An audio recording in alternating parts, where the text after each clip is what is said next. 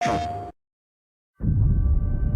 greatest thing about working on a Spider-Man game is that you're working on a Spider-Man game.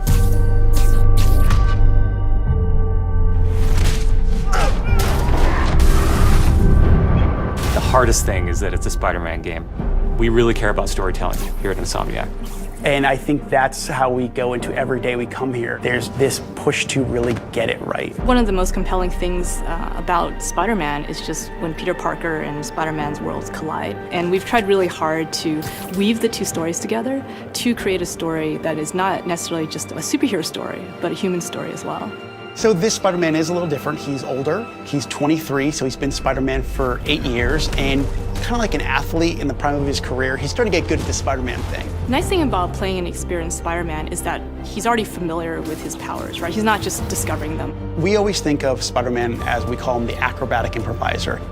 He's looking for not only how he can take advantage of the way the enemies are positioned, but what around him. Could he use this object to grab with his webs and throw it at an enemy? We want people to not only see the enemies in front of them, but the environment around, to take advantage of both of them. He also knows that the criminals out in the city know how he works as well, so he's got to mix it up. So even though he is more experienced, the challenges are going to be bigger than he's ever faced before.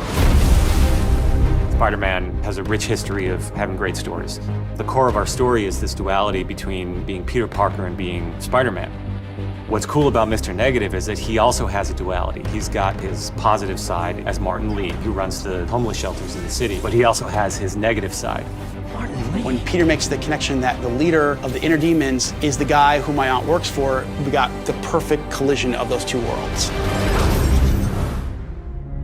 So many people have their own vision of what Spider-Man should look like, what he should sound like, and in the end, we just have to put a new and fresh twist on who he is. And for us, it's really, really important to deliver those big spectacle moments, those near impossible scenarios that only someone like Spider-Man can survive, and put you in that action.